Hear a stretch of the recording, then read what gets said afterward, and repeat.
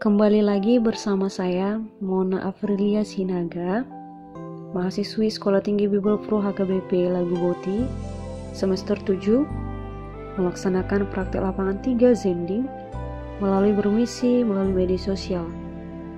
Pada kesempatan ini, kita akan membahas tentang siapakah Yesus Kristus.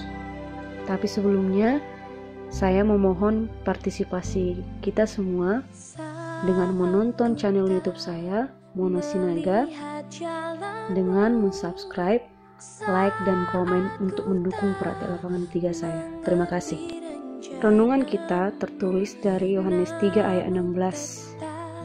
Karena begitu besar kasih Allah akan dunia ini, sehingga ia telah mengorbankan anaknya yang tunggal, supaya setiap orang yang percaya kepadanya tidak binasa, melainkan beroleh hidup yang kekal. Jikalau kita dipertanyakan tentang siapakah Yesus, di mana dia berada, kemungkinan ada memiliki arti yang berbeda-beda.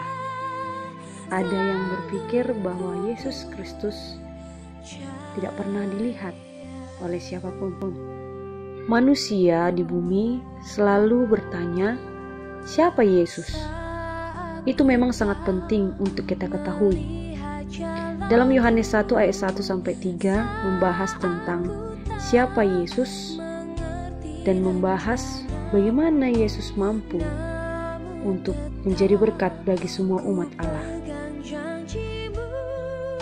Yohanes 1 ayat 1-3 menjelaskan bahwa Yesus adalah firman dan bersama-sama dengan Allah.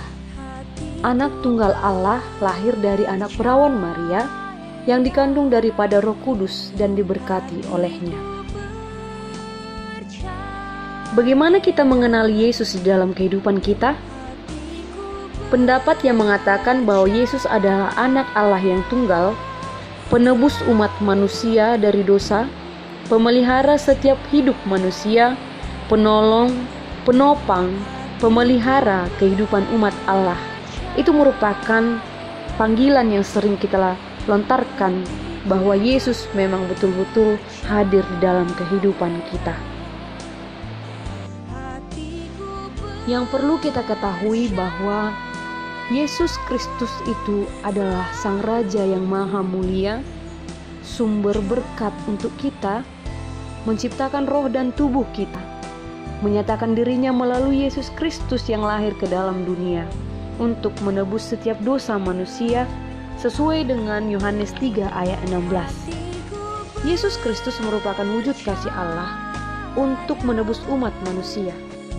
Dengan pengorbanannya mati di kayu salib untuk semua manusia, ada juga kejadian yang membuktikan bahwa Tuhan Yesus Kristus mampu memberikan makan dan mencukupkan kita dalam kehidupan kita sehari-hari, menghibur kita dalam situasi kondisi, dalam melewati hari-hari kita, dan menjadikan kita sebagai umat Allah yang mampu memberikan hatinya kepada Yesus Kristus. Dengan hadirnya penyakit pandemi COVID-19 saat ini, tentu kita mengalami krisis ekonomi atau bahkan kehilangan orang-orang yang kita cintai, seperti saudara-saudari kita yang terkena COVID-19, merupakan masalah yang sangat serius di dalam kehidupan manusia saat ini. Akan tetapi Yesus Kristus hadir untuk meringankan kepedihan kita. Dan percayalah bahwa Tuhan Yesus akan menolong kita dalam setiap kekurangan kita dan kelemahan kita di dalam kehidupan.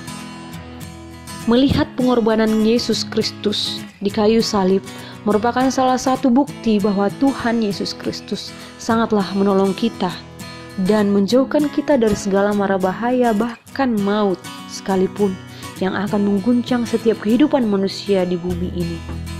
Yohanes 3 ayat 16 menjelaskan bagaimana pengorbanan Allah memberikan anaknya yang tunggal, yaitu Yesus Kristus, untuk menebus umat manusia agar terhindar dari maut. Jikalau ditanya kembali siapakah Yesus itu di dalam kehidupanmu, maka dengan renungan ini kita mengetahui bahwa Yesus Kristus yang juru selamat untuk menebus dosa kita dan dapat kita terima di dalam kehidupan kita. Kita mampu memahaminya siapa Yesus Kristus di dalam kehidupan kita melalui pengorbanannya di kayu salib untuk menebus setiap umat Allah di bumi ini. Pada renungan ini, kita mampu dan disadarkan bahwa kehadiran Yesus Kristus setiap manusia di bumi untuk menjadi lebih kokoh, kuat dalam menghadapi situasi pandemi COVID-19 saat ini. Semoga renungan ini bermanfaat bagi kita dan kita mampu mengenal siapa Yesus Kristus yang telah hadir sebagai juru selamat dalam kehidupan kita. Amin. Terima kasih.